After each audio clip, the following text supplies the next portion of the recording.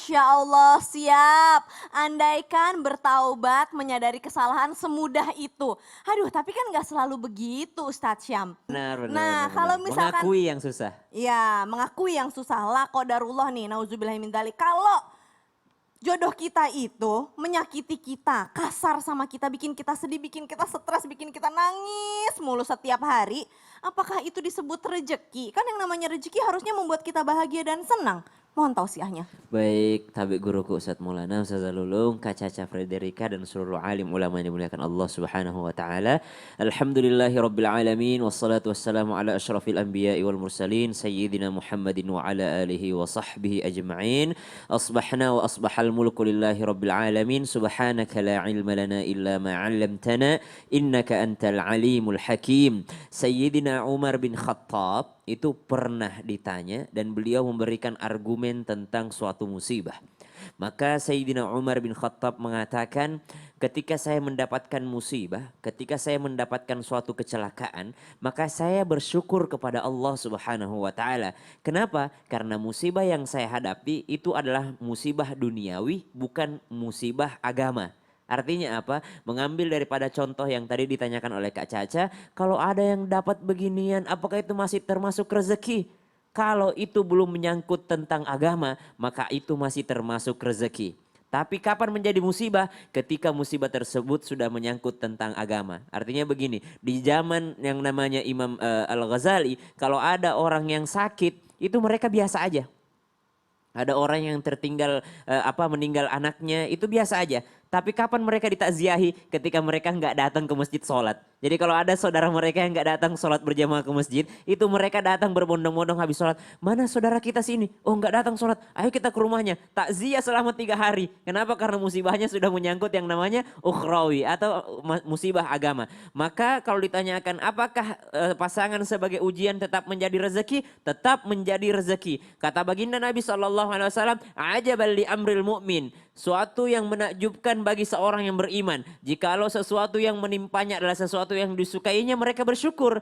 Kalau sesuatu yang menimpanya adalah sesuatu yang tidak disukainya, mereka yang namanya bersabar. Dan sabar itu innama yuwaffas sabiruna ajrahum bighairi hisab. Sesungguhnya pahala kesabaran itu bighairi hisab. Unlimited pahala daripada kesabaran. Pasangan yang menyakiti, pasangan yang merendahkan, pasangan yang menghinakan, menyengsarakan, maka itu juga termasuk rezeki dari Allah. Rezeki apa? Rezeki supaya bisa bersabar. Seandainya bukan rezeki, tidak akan ada ujian pasangan seperti yang dialami Nabi Nuh alaihissalam.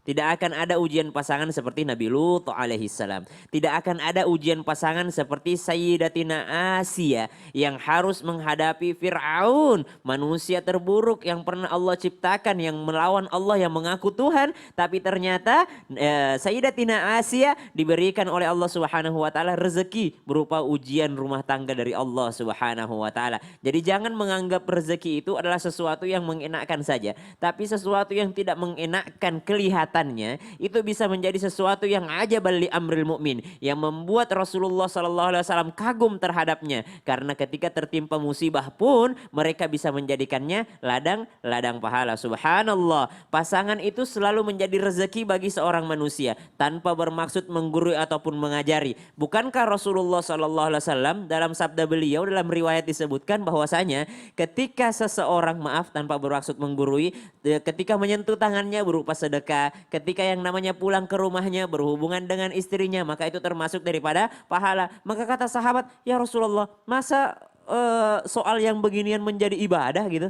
Bukankah itu adalah sesuatu perbuatan yang manusiawi saja, bukan termasuk ibadah? Maka kata Rasulullah SAW, bukankah kalau engkau melakukannya dengan yang tidak halal, maka itu termasuk dosa? Maka kata sahabat, jelas dosa ya Rasulullah, dosa zina. Maka kata Rasulullah, berarti kalau kau melakukannya dengan yang halal, maka berupa pahala. Wah, rezeki yang sangat luar biasa. Ketika memandang di luar yang haram mendapatkan dosa, tapi memandang yang halal akan mendapatkan pahala dari sisi Allah Subhanahu wa taala. Rezeki yang luar biasa yang Allah titipkan kepada kita, sampai-sampai Allah menyebutkannya dengan sebutan ayatihi.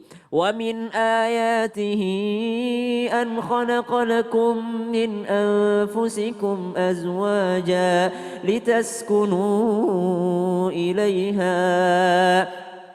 Maka Allah katakan di antara ayat-ayat Allah, bukan hanya ayat-ayat itu mushaf, kitab Al-Quran, tapi ayat-ayat Allah juga berupa pasangan. Ayat-ayat Allah yang perlu disyukuri. Kenapa? Karena memberikan litaskunu ilaiha, rasa tenang darinya. Baik memberikan rasa tenang ataupun rasa sengsara, dua-duanya bisa menjadi ladang pahala. Kalau memberikan ketenangan yang bersyukur, kalau memberikan ujian ya bersabar. Wallahu a'lam bishawab. Masya Allah, tapi kita pasti tentunya berharap kita memiliki pasangan yang menyejukkan Amin, hati. amin, amin, rabbal alamin. Jadi semoga Ustadz Syam segera dipertemukan dengan Amin, jodohnya amin. yang Amin, ya Allah. menyejukkan hati. Kita kadang suka Allahu lupa Akbar. tuh berdoa itu Ustadz Syam. Benar. Semoga pasangan kita menyejukkan hati kita ya Allah. Amin, Gitu, amin ya ya Allah ya Allah. Tuhanku. Terima kasih banyak Ustadz.